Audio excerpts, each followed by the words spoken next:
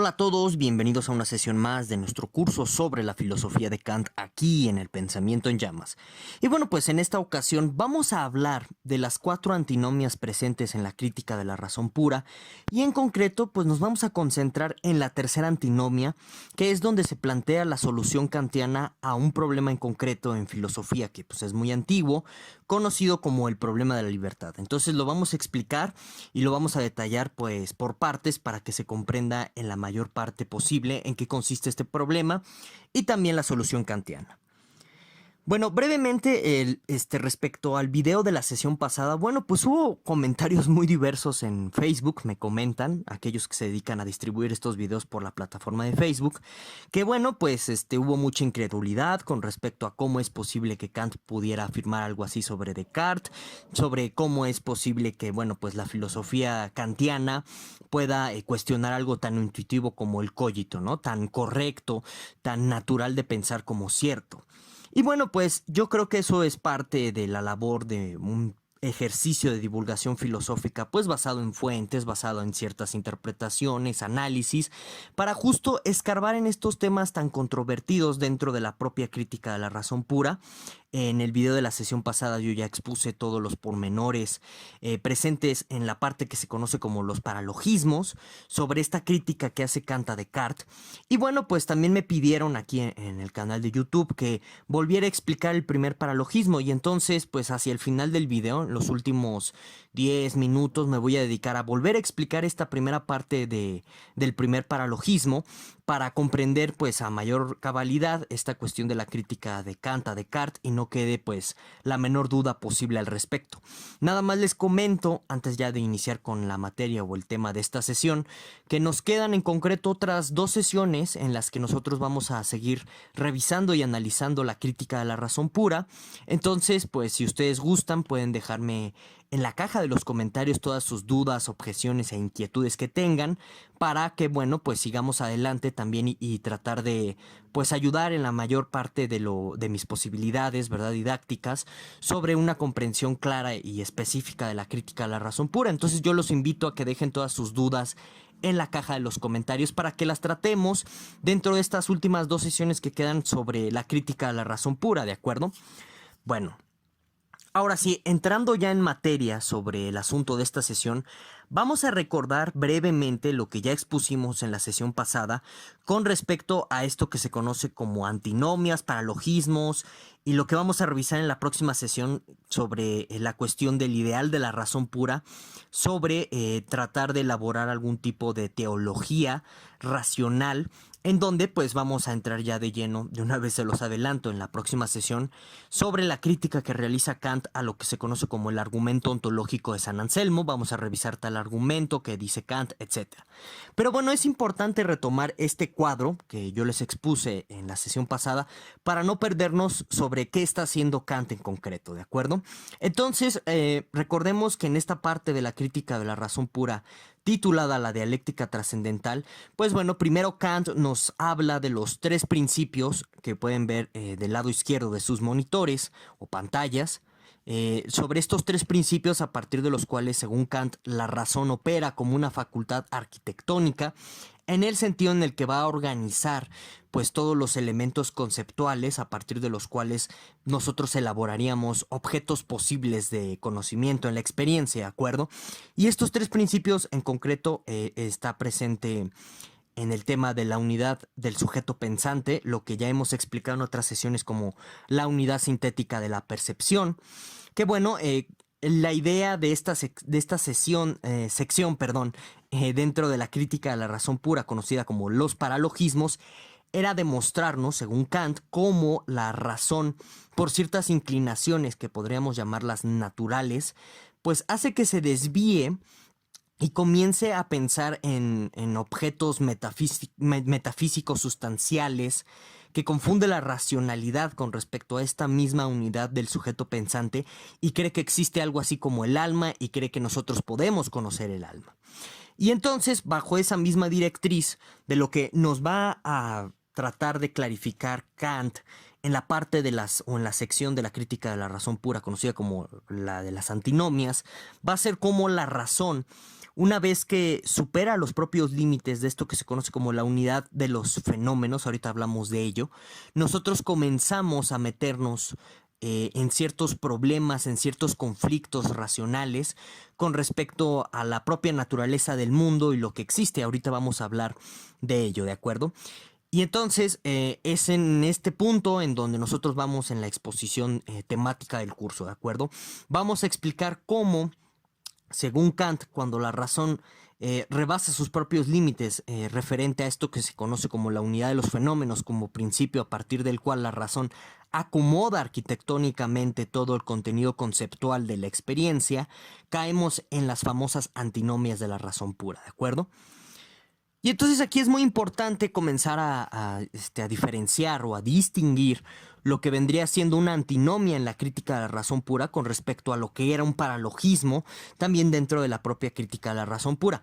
En la sesión anterior nosotros explicábamos que un paralogismo lo que hace es llevar a la razón por ciertas inclinaciones naturales que tiene la propia racionalidad de superar los propios límites de esta razón. Y bueno, ¿y cuáles son estos límites de la propia razón? Si ustedes se pueden estar preguntando. Bueno, pues esto corresponde a las condiciones de posibilidad para conocer en la experiencia un objeto. Esto ya lo hemos explicado en otras sesiones cuando hablamos de la estética trascendental, de la lógica trascendental, ¿de acuerdo? Bueno, entonces los paralogismos o el término paralogismo lo usa Kant para hablar o referirnos de estas condiciones, naturales que tiene la racionalidad para dejarse llevar, sobrepasar sus propios límites y de pronto llegar a ciertos razonamientos y a ciertas conclusiones que son falaces porque confunden muchas cosas en materia de silogística aristotélica, que no nos vamos a meter en ese tema porque, pues, como yo ya se los advertía desde la sesión pasada, requiere mucho background o mucho contexto para comprender esa silogística aristotélica tan particular que usa Kant en la crítica a la razón pura. Entonces eso lo vamos a dejar de lado.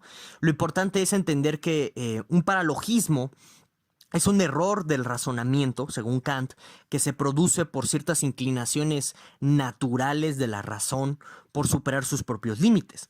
En el caso de las antinomias, el término antinomia, por ejemplo, se utiliza en derecho para hablar de conflictos de leyes, conflictos interpretativos, ya sea en su margen de espacialidad o temporalidad en la aplicación de la norma, puede ser en elementos, por ejemplo, en penal, ¿no? En derecho penal de tipicidad, en fin. Entonces, el término antinomia, por ejemplo, pues contemporáneamente se utiliza en derecho para resaltar o denotar este tipo de conflicto que suele haber entre elementos que son bastante convincentes a la hora de la aplicación de una norma. Y bueno, ese mismo espíritu que tiene el término de antinomia en el ámbito jurídico está presente en su origen a partir del uso que le va a dar Kant al término antinomia en la crítica a la razón pura. Entonces ustedes ahí pueden ver una influencia directa del kantianismo, de la filosofía kantiana, dentro de nuestro mundo jurídico contemporáneo.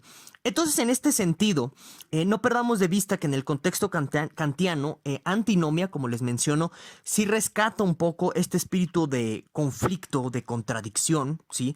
Pero aquí está encaminado a usarse para hablarnos de los conflictos a los que va a entrar la razón cuando nosotros tenemos dos proposiciones o dos aseveraciones o dos tesis que son opuestas entre sí o son contrarias, pero que ambas se pueden fundamentar o argumentar válidamente de tal suerte que nosotros podríamos creer en la veracidad de ambas proposiciones opuestas, de tal manera que nosotros podríamos creer o terminar convencidos de la verdad de ambas.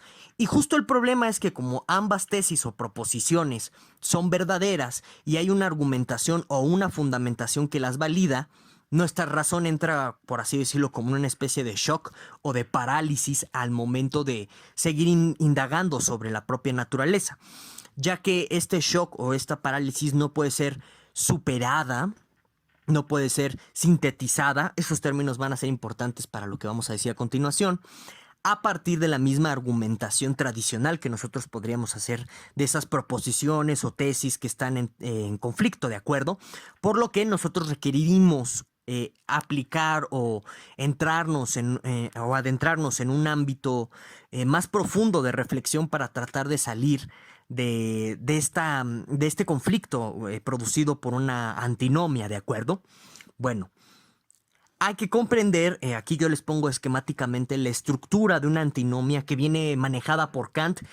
Y miren, dicho sea de paso, no nada más por Kant, esta estructura antinómica está manejada desde la escolástica medieval, que bueno, en un sentido muy particular, bueno, pues Kant está criticando esta metafísica medieval escolástica que justo está partiendo de este tipo de estructuras argumentales.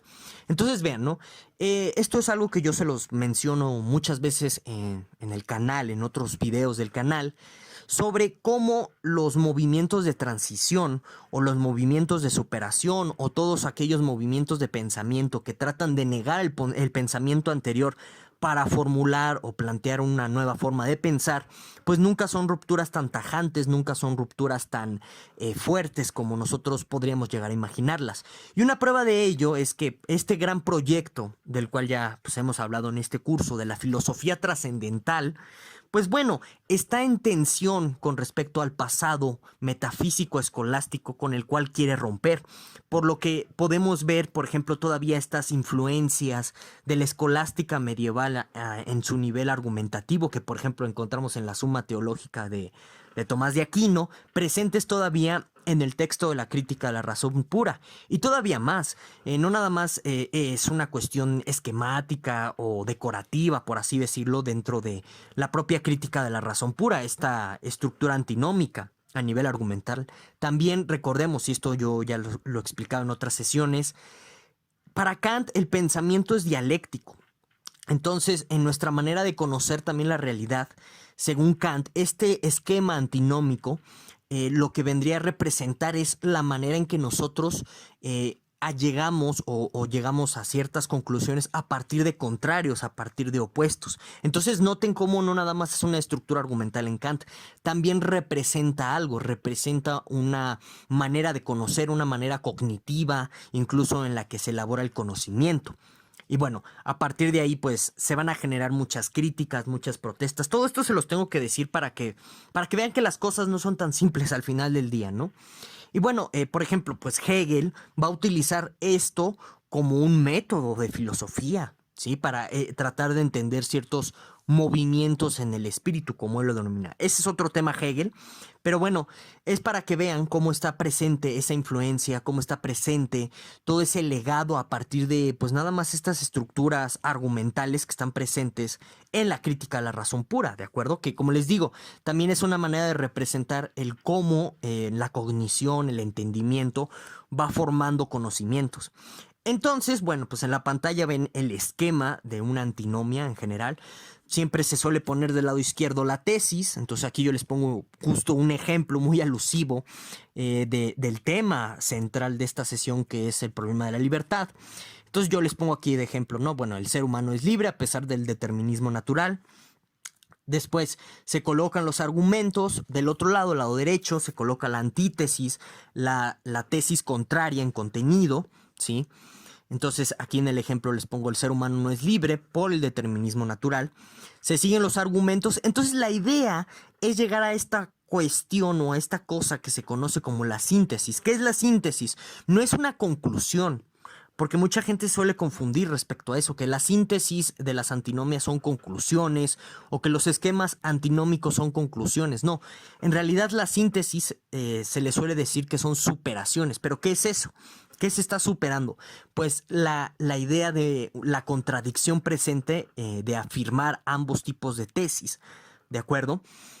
Y se supera creando una tercera tesis que incluya a las otras dos. Entonces, en este ejemplo de síntesis que yo les pongo, el de es necesario suponer al ser humano libre, aquí se estaría incluyendo también la aceptación del determinismo natural. Todo esto lo vamos a ver más adelante. Nada más es para tener ahorita un ejemplo esquemático que nos ayude a comprender la estructura lógica, argumentativa de una antinomia.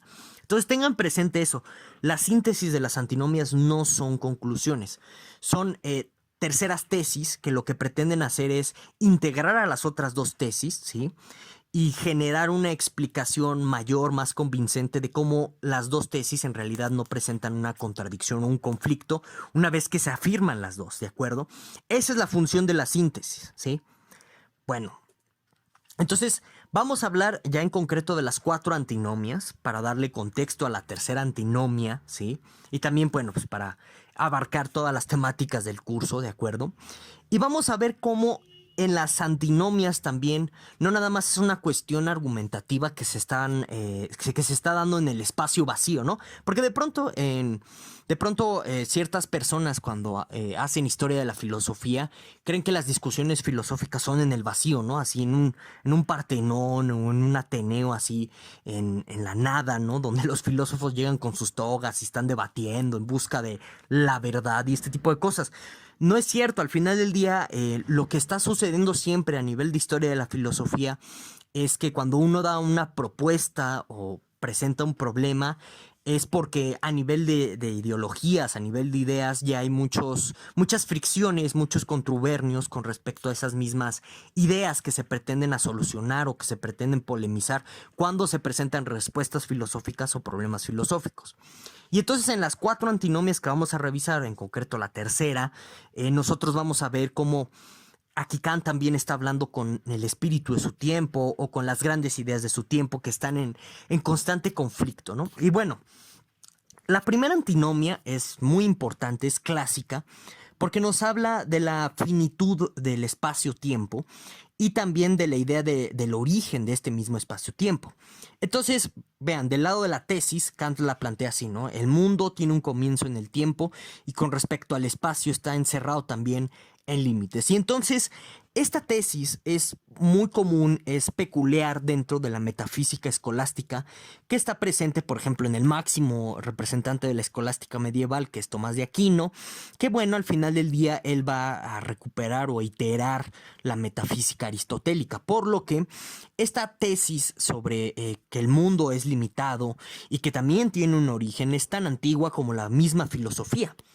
Entonces vean cómo dentro de esta tesis de la primera antinomia Kant está encerrando a prácticamente toda la tradición filosófica escolástica, metafísica que todavía existe en su tiempo, pero también a toda la tradición metafísica que viene gestándose desde antes de él.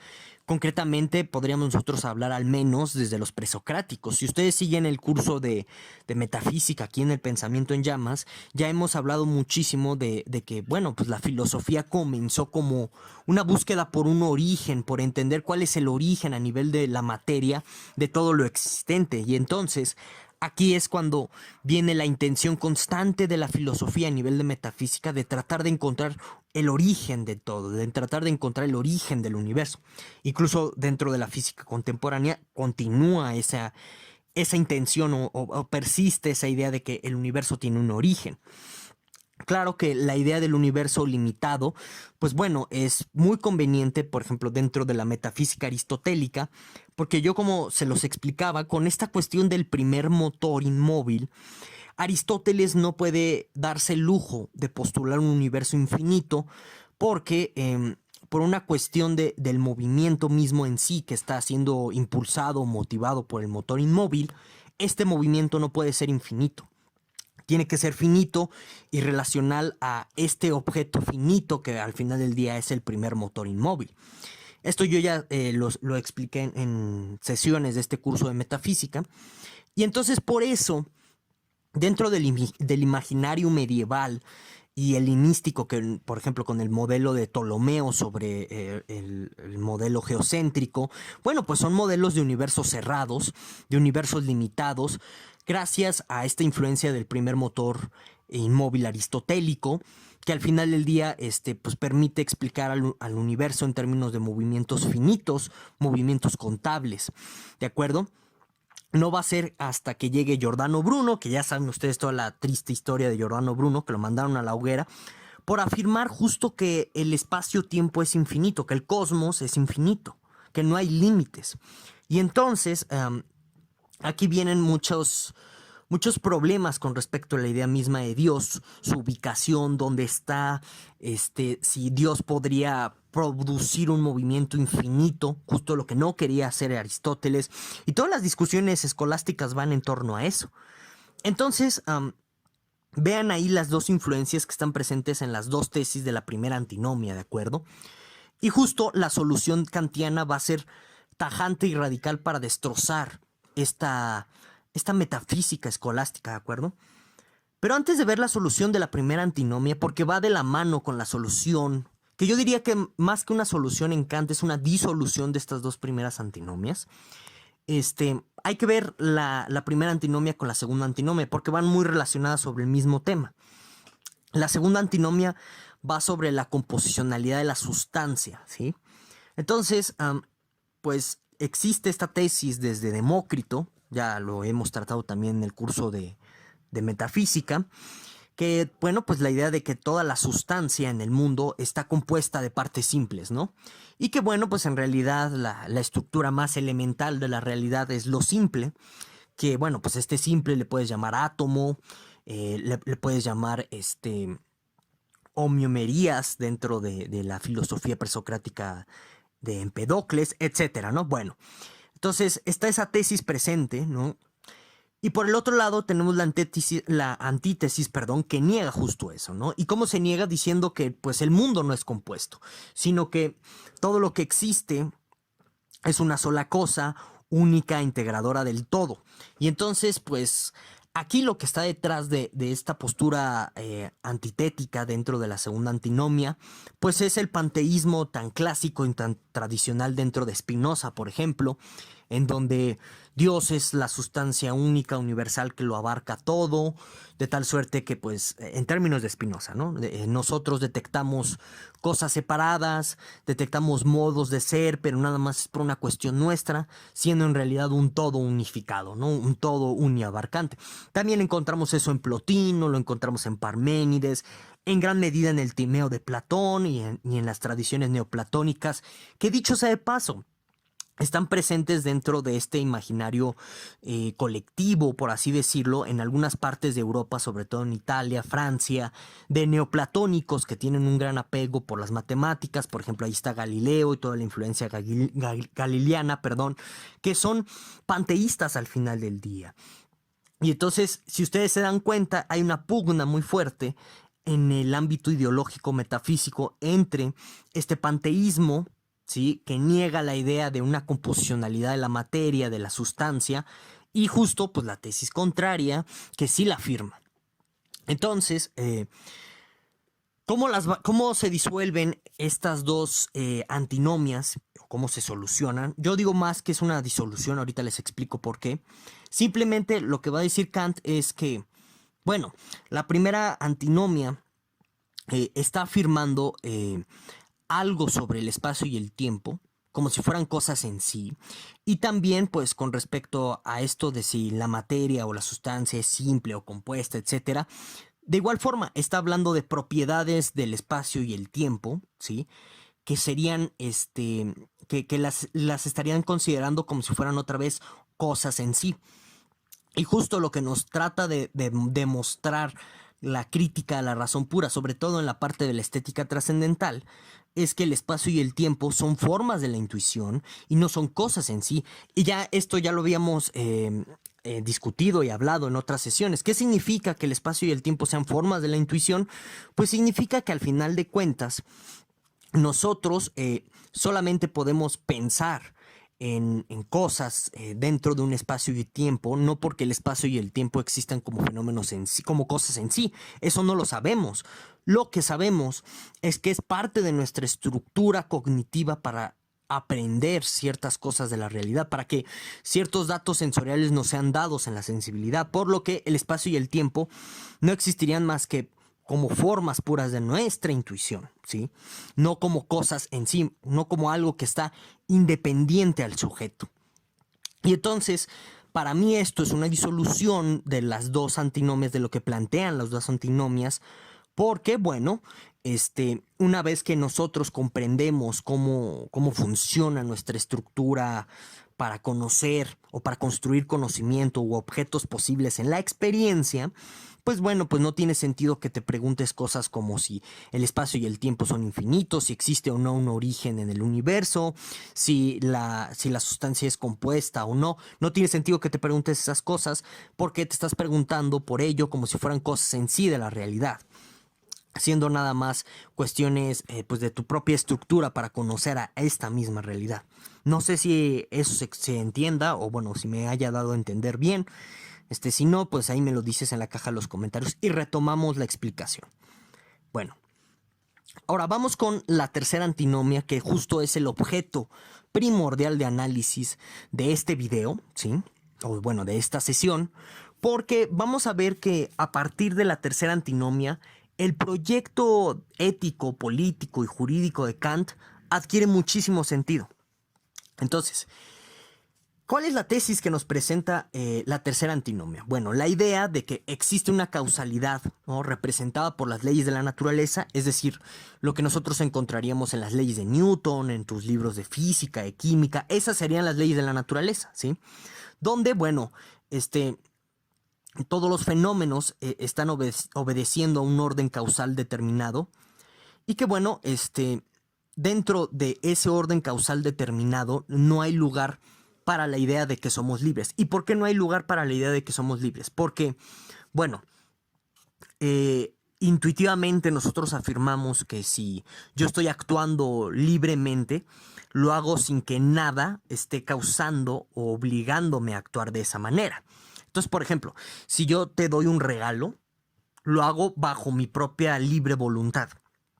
Y de ahí se seguiría que si, por ejemplo, hubiera una cosa o alguna persona o alguna circunstancia externa a mi voluntad, externa a mi libertad, que fuera causa de que yo me viera orillado a darles ese regalo, bueno, pues entonces no estoy actuando libremente, ¿de acuerdo? Eso parece que todos lo podríamos aceptar sin ningún problema.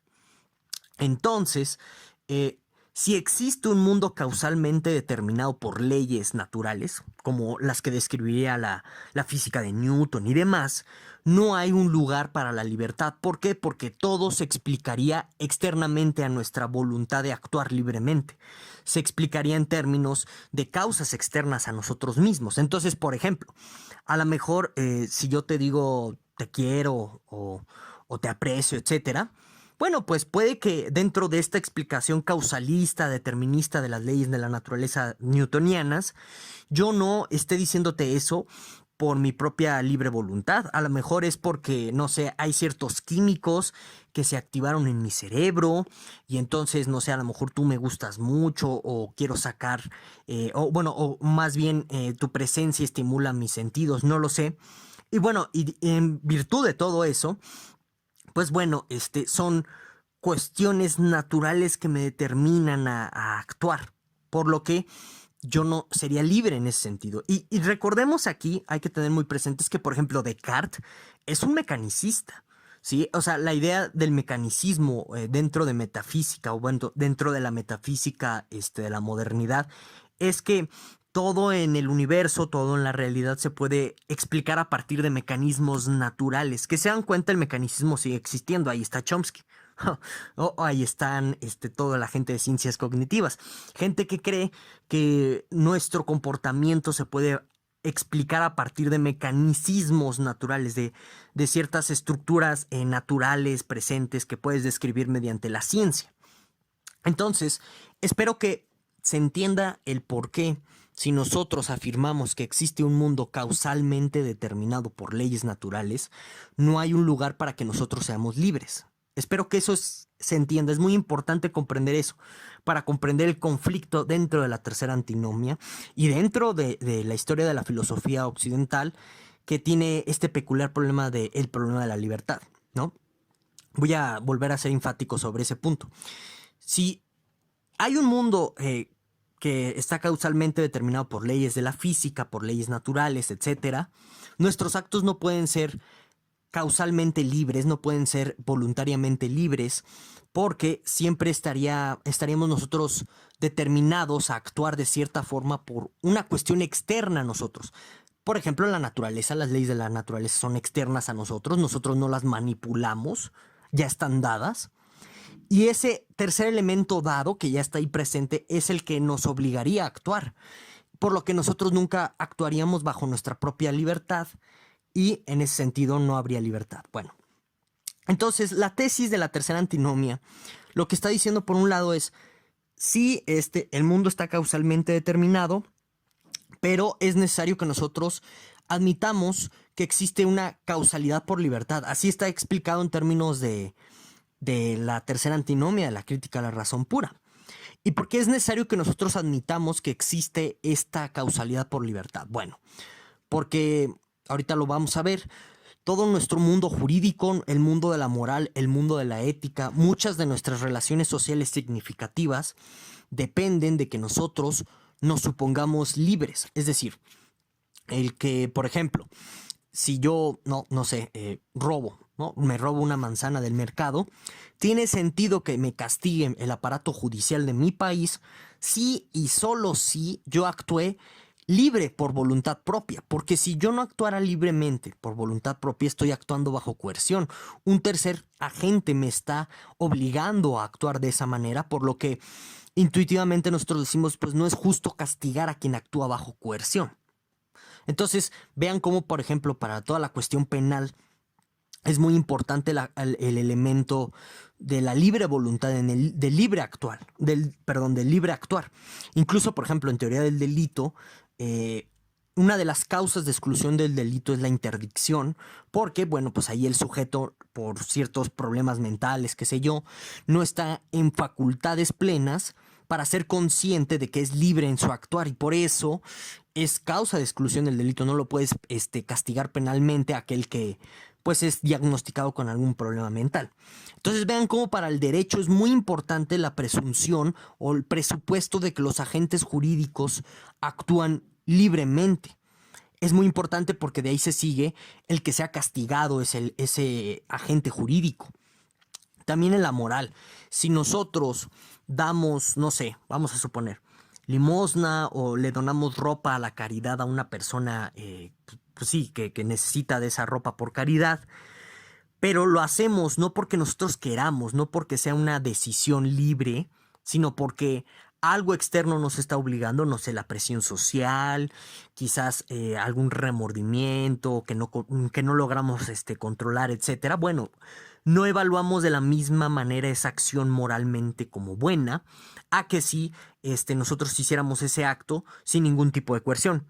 Entonces noten cómo, por ejemplo, para la moral, para la ética, es muy importante presuponernos libres. ¿De acuerdo?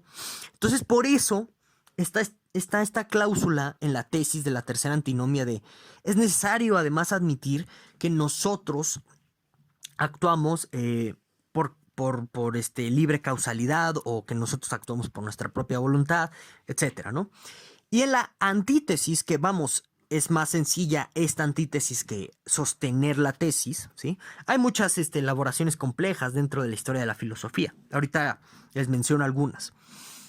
En la antítesis, bueno, pues no hay libertad alguna, ¿sí? ¿Por qué? Porque todo está causalmente determinado y entonces, por ejemplo, aquí se nos mete, pues otra vez la filosofía racionalista de Spinoza. Recordemos que, por ejemplo, Spinoza es un causalista de hecho y pleno, o sea, él no cree que nosotros seamos libres, ¿sí? Incluso lo menciona en su tratado de ética, que solamente, como así estoy parafraseando, solamente los ingenuos, los inocentes creemos que nosotros somos libres porque no entendemos las causas del mundo, ¿no? O este mecanismo en el mundo que está presente, que lo describe Spinoza en su ética, y al final del día esa es una ética determinista de las emociones, por ejemplo. Bueno, sí, porque para Spinoza las emociones son las que te determinan actuar moralmente, entre comillas.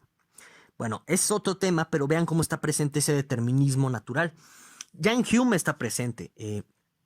Esto yo ya se los he mencionado en otros videos aquí en El Pensamiento en Llamas. Pues Hume, al querer llegar a una ciencia de la naturaleza humana o una filosofía natural de la humanidad o del ser humano, pues lo que pretende hacer es explicar cómo ciertas pasiones internas son las que nos condicionan a actuar. Y por ejemplo, ahí Hume trata de reconciliar, y en ese sentido, por ejemplo, Hume estaría del lado de la tesis, no de la antítesis de la tercera antinomia. Hume trata de reconciliar la idea de que aún así podemos ser libres, pero bajo una moralidad menos exigente, una moralidad que sí tome en cuenta esas peculiaridades de las pasiones que nos determinan a actuar, de estos elementos biológicos naturales que nos condicionan a ser como somos, por ejemplo. Bueno, entonces todo es el contexto de la tercera antinomia. ¿Cómo Kant soluciona la tercera antinomia? Fíjense. Lo que va a hacer Kant aquí ya es como tal llegar a una síntesis. Que vean, por ejemplo, en las otras dos antinomias no podemos encontrar una síntesis como tal. Lo que está haciendo Kant simplemente es disolver esos problemas bajo los términos que pues, les acabo de explicar. Pero aquí lo que va a hacer es como tratar de distinguir por un lado lo que es la libertad en sentido trascendental y la libertad en su sentido empírico causal.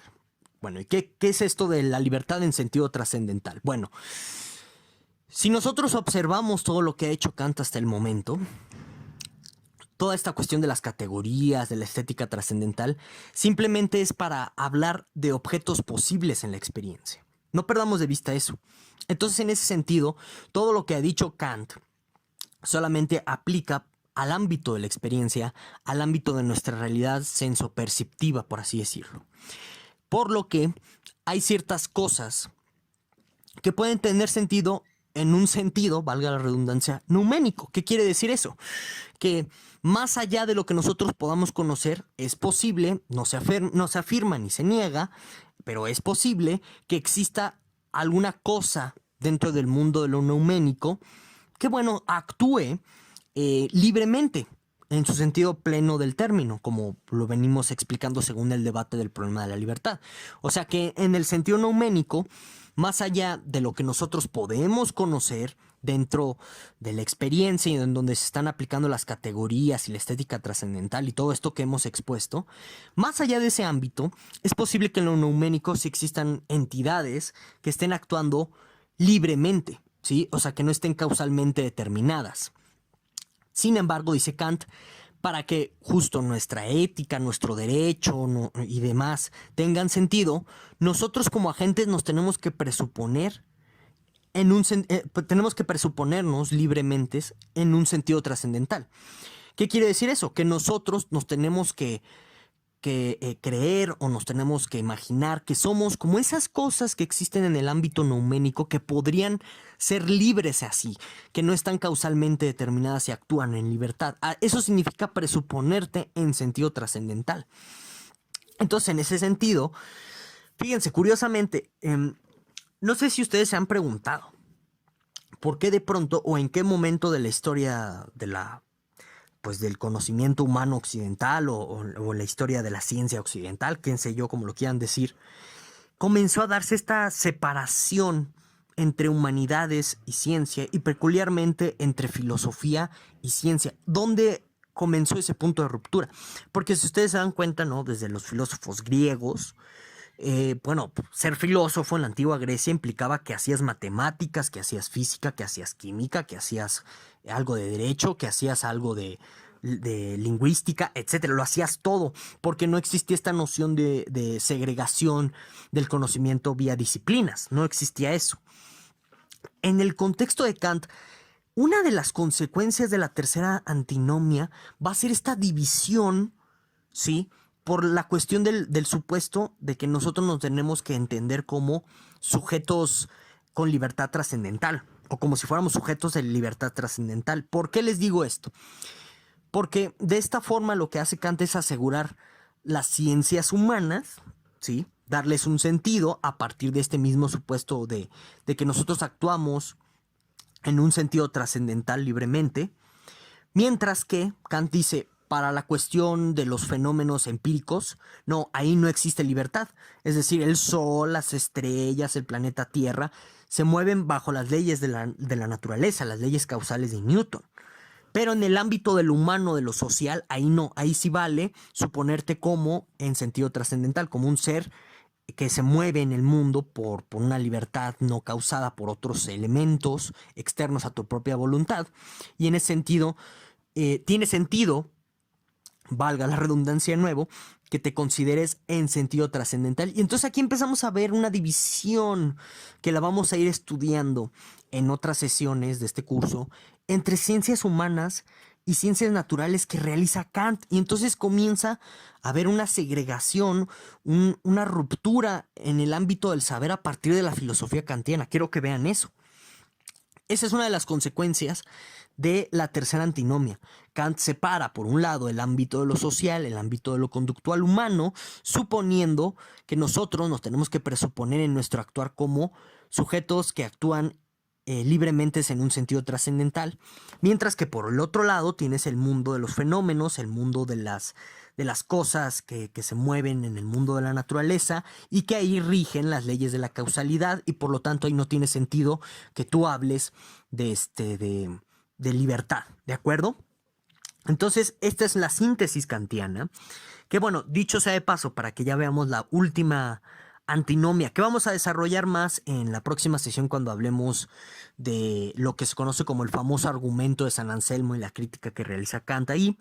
Pero bueno, para ya cerrar el tema de la tercera antinomia, bueno, dicho sea de paso, esta tercera antinomia va a ser muy debatida por Hegel, porque, por ejemplo, esto lo explico muy esquemáticamente. Para Hegel, lo que termina por hacer aquí Kant es negar un elemento muy primordial dentro de la filosofía hegeliana, que es la autoconciencia de que el propio sujeto pone y quita determinaciones en la realidad, debido a toda la cuestión conceptualizadora de esta misma realidad de la cual el mismo Hegel está partiendo. Esto va a ser criticado por Schopenhauer en El mundo como voluntad y representación. Digo, estos son temas que vamos a ver en su debido momento, pero se los voy mencionando para que pues reflexionen un momento, por si gustan, y para que pues podamos preparar terreno para estos próximos temas de los cuales vamos a hablar. Bueno, ahora hablemos de la cuarta antinomia de la crítica a la razón pura. Esta cuarta antinomia es profundamente polémica, ya la iremos viendo a mayor detalle con lo que les menciono, al revisar ya la crítica que hace Kant al argumento ontológico San Anselmo. Pero es profundamente polémica porque se va a meter con la idea de que existe un ser necesario. Bueno, ¿y eso por qué es Dios? ¿O qué tiene que ver con Dios? ¿O por qué esta cuarta antinomia se ha interpretado como el umbral o el preámbulo de la crítica kantiana a lo que se denomina como la teología racional? Bueno, porque dentro de la escolástica medieval, Dios es un ser necesario. ¿Necesario en qué sentido? O sea, quiere decir que Dios es un ser que existe necesariamente, de tal suerte que su existencia no se puede poner en duda. Y entonces yo quiero ahí que por ejemplo, bajen un poco la revolución al pensamiento y a la idolatría que, por ejemplo, pueden tener con Descartes o Descartes. Noten, por ejemplo, cómo en las meditaciones metafísicas, Descartes jamás duda de la existencia de Dios. Nunca. ¿Y por qué no duda nunca? Porque lo necesita para recuperar, uno, el mundo externo, y dos, no es común ni usual que dentro de la metafísica escolástica medieval se ponga en duda la existencia de Dios, porque por definición Dios existe. Esto ya lo veremos con el argumento ontológico de San Anselmo y lo que le va a criticar Kant en específico. Pero quiero que noten eso, como incluso el gran crítico y ¿no? ¿Cómo lo idolatran a Descartes o a Descartes, ¿no? El que todo lo ponía en duda y el padre de la ciencia moderna jamás puso en duda a Dios. Y entonces en ese sentido vean cómo Descartes está muy metido todavía en la metafísica escolástica que él mismo quiere superar. Y justo no se pone en duda la existencia de Dios por lo que les menciono, porque es como algo que se sigue de la definición misma de Dios que exista necesariamente. Pero aquí Kant sí lo pone en duda y aquí podemos otra vez observar lo que yo les venía diciendo desde otras sesiones de la crítica tan antirreligiosa que trae Kant en la crítica a la razón pura y la razón por la que fue censurado por otras cosas que ya expliqué. Pero esta es una de las razones por las que Kant se tardó tanto tiempo en publicar la crítica a la razón pura. Esperó el tiempo propicio para que saliera esto. Es muy fuerte al final del día. Pónganse los zapatos de un sujeto de Königsberg religioso, pietista, ¿no? Cuando lees este tipo de cosas. Bueno, Entonces, ¿qué dice la cuarta antinomia de la crítica a la razón pura? La tesis afirma que, bueno, pues justo que en el mundo existe algo así como un ser necesario, absolutamente necesario, que existe necesariamente. Y justo pues la antítesis consiste en negar su existencia. ¿Y por qué? Bueno, hay una argumentación ahí peculiar también que se está gestando dentro de la Edad Media, que fue profundamente censurada y polémica, que es justo con la idea del lugar de Dios. Partamos de algo muy básico del credo judío-cristiano. Esta realidad para un cristiano es sensible, esta realidad sensible es contingente, temporal, básicamente es un infierno existir, ¿no? Y entonces, por eso mismo, Dios no puede estar en el mismo plano de existencia que nosotros. Dios tendría que estar en un mundo superior al mundo. Algunos le llaman cielo, algunos le llaman nirvana, bueno, en fin. Entonces, el problema dentro de teológico que se suscita aquí es que si Dios no está en este mundo contingente, imperfecto, horrible, fuchi guácala, ya saben, entonces ¿dónde puede estar? Por eso, mucha gente dentro de la Edad Media negaba que Dios fuera un ser necesario y optaban por posturas panteístas, por ejemplo, para tratar de incorporar el todo con Dios, ¿sí? Pero de ahí se seguía que Dios no fuera del todo necesario, porque dentro de esta totalidad panteísta a la que se le llama Dios, bueno, pues existen cosas, bueno, en sí esta totalidad panteísta es contingente en el sentido en el que va cambiando, ¿no? De pronto, este todo llamado Dios se transforma, cambia, se vuelve contingente y se hace una maceta, y se hace un árbol, y se hace yo, y se hace tú. Entonces, por eso es contingente. Entonces, este es un conflicto que existe mucho en los ámbitos de discusión escolástica medieval, sobre todo en la cuestión de la teología. Entonces, Kant aquí, de nuevo, va a darle una solución, que también aquí yo creo que podríamos hablar en términos de disolución, a este asunto de que Dios es un ser necesario. Y ya después lo que va a hacer Kant va a ser discutir en sí la definición de Dios. Y esto lo vamos a ver en la próxima sesión cuando veamos el argumento ontológico San Anselmo, ¿sí? Pero aquí por un lado va a tratar Kant de decir que una entidad así no es posible que exista dentro del mundo de la experiencia, ¿sí? Entonces, es muy prudente, pero a la vez es bastante tajante Kant respecto a la solución de la cuarta antinomia. Por un lado, bueno, pues dice, sí, ¿sabes qué? En eso que no podemos conocer, que es el ámbito del númeno, bueno, pues es posible que exista un ser así, absolutamente necesario. Pero si tú aquí estás hablando del ámbito fenoménico, pues no existen seres así, ¿sí? ¿Y por qué no existen seres así? Bueno, pues porque justamente en el mundo de la experiencia muchas cosas son contingentes y recordemos que dentro del mundo, dentro de los propios términos kantianos, la necesidad nada más es conceptual, no es tampoco intrínseca a la construcción ya fenoménica, ¿sí? Es algo que pone las categorías, la necesidad. Y entonces aquí lo que se susurra, pero no se dice explícitamente, es que no puedes conocer a Dios, uno, y que es muy probable que no exista.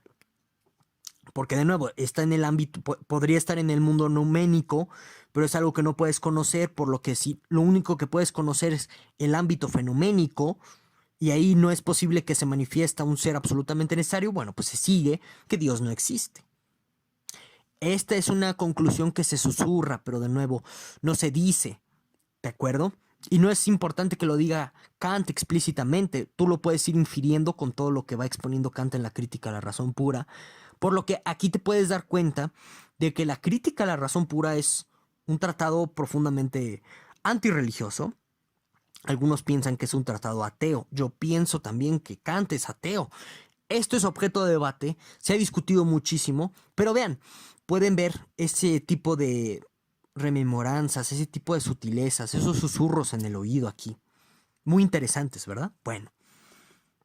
Ahora, ya, pues ya concluiríamos en esta parte la exposición de esta sesión. Nada más voy a hacer un repaso rapidísimo. Voy a tratar de dar una nueva explicación al primer paralogismo que vimos en la sesión anterior porque me lo pidieron, ¿de acuerdo? Ya, si quieres, en este punto le puedes quitar el video. No, no es cierto.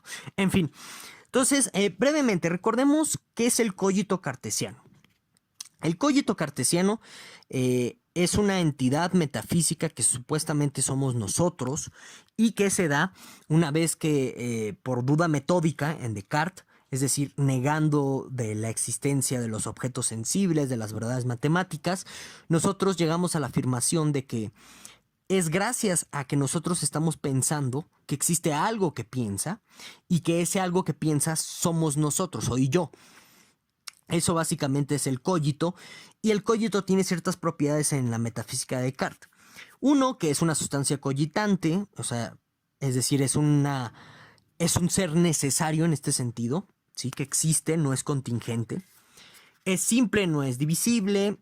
De nuevo, se identifica este yo pienso con el yo soy, algo muy debatido ya desde el tiempo de Descartes, y que también está debatiéndose en los paralogismos, en fin. Y que justo, pues el cogito es indubitable, por esta cuestión de que si yo estoy pensando, no puedo dudar de que esté pensando, porque al dudar de que estoy pensando, estoy pensando. Entonces, así es como Descartes dice que es indubitable este cogito. Bueno, y entonces lo que está criticando Kant en el primer paralogismo es la idea de que el alma sea una sustancia, ¿sí? Y de que nosotros podamos conocer esa sustancia. ¿Por qué? ¿Cómo se sigue eso? Bueno, porque este cogito, este yo pienso, que se va a identificar con un yo soy, dentro de la metafísica escolástica medieval de Descartes, ese yo soy metafísico es, al final del día, el alma. El pensar es una actividad esencial que diferenciaba al alma desde Aristóteles. Por lo que pensamiento y alma en el medievo se identifican de la misma forma. O sea, si tú hablas de pensamiento, hablas de alma.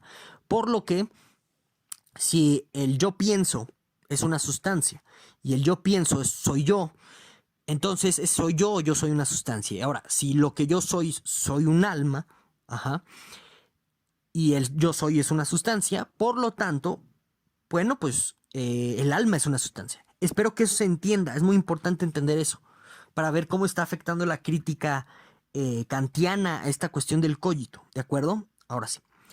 Ya con el primer paralogismo en concreto que me preguntaron, o bueno, que tenían dudas sobre él. En el primer paralogismo, lo que está diciendo Kant es que al final del día, en el cogito, tú solamente estás adquiriendo conciencia del yo trascendental. Recordemos que dentro de la epistemología kantiana, el yo trascendental es la condición de posibilidad para que exista la síntesis. ¿Por qué? Bueno, esto ya se explicó a grosso modo, bueno, y más bien no, se explicó a gran detalle en otras sesiones cuando hablamos del sujeto trascendental. Pero básicamente lo que está diciendo Kant es que si tú adquieres conciencia de este yo trascendental, de esta condición de posibilidad, de eso no se va a seguir que ese yo trascendental sea la sustancia. Porque sea esta sustancia, sea esta alma sustancial. ¿Por qué no? Porque el yo trascendental no es una sustancia. Es una condición formal de posibilidad, ¿sí? Nada más. Entonces, eso es lo que está diciendo, lo que le estaría criticando Kant a Descartes, que el alma, eso que él está llamando alma, por supuesto, no sería sustancial. Simplemente es una condición de posibilidad mediante la cual nosotros conocemos fenómenos, que siempre existe un yo que está representando el mundo. Entonces, por ejemplo, es un yo implícito. Así lo podemos entender más fácilmente esto del yo trascendental. Cuando dices el árbol es verde, por ejemplo, ahí hay un yo implícito. Es, para mí ese árbol es verde, porque es un objeto que tú estás representando, un objeto posible en la experiencia. Ahí está ese yo trascendental como condición de posibilidad. Pero ese yo trascendental no es sustancial, simplemente es una condición de posibilidad. De entrada ni siquiera lo puedes conocer en el sentido en el que tú puedas decir exactamente qué es. Pero lo que sí puedes hacer es ser autoconsciente de él. O sea, te das cuenta de que existe algo así, pero no lo puedes conocer directamente. Solamente lo puedes conocer en cuestiones así como estos ejemplos que les estaría dando, ¿de acuerdo? Entonces, por estas razones, el alma no puede ser ni una sustancia y no podrías decir que la conoces, suponiendo que alma sea el sujeto trascendental dentro de toda esta esquemática argumentativa. Entonces, en eso consistiría la primera crítica que hace Kant a Descartes, con el primer paralogismo, en afirmar que eso que él llama alma, que sería este sujeto pensante de la realidad a final del día, no es más que otra cosa, en términos de Kant, que el sujeto trascendental, y que ese sujeto trascendental no puede ser una sustancia y que no lo puedes conocer. Eso es lo que le está criticando Kant a Descartes, por lo que inferir de que a partir de la actividad del yo pienso que tú eres esa sustancia es una inferencia inválida, es un paralogismo, ¿sí? Es una inferencia que tú naturalmente podrías decir, pues sí, soy yo, ¿no? Pero no, no lo eres. Solamente puedes decir que piensas y se acabó. Entonces, espero que se haya entendido hasta ahí el primer paralogismo. Si no se ha entendido aún, no hay problema. Escríbeme en los comentarios e ideo otra manera de pues, hacer entender el paralogismo, ¿de acuerdo? Y bueno, pues ya para concluir, simplemente les dejo aquí una recomendación bibliográfica. Este librito, La antinomia de la razón pura en Kant y en Hegel, es buenísimo. Si lo pueden encontrar, léanlo. Y luego de Seyfried, que es muy bueno también, Superación del escándalo de la razón pura. Es más que nada una crítica al idealismo alemán, pero explica muy bien la cuestión de cómo las antinomias generaron al idealismo alemán en sí. Esto ya lo iremos viendo conforme se desarrolle en las sesiones del curso, pero es muy bueno, yo se los recomiendo. Y bueno, ya sin más, porque ya vieron que se me acabó la pila, pues yo aquí la voy a parar. Muchísimas gracias por ver, nos vemos en la próxima sesión. Ah, sí, no olvides dejarme en la caja de los comentarios todas tus dudas, objeciones y demás. Hasta luego.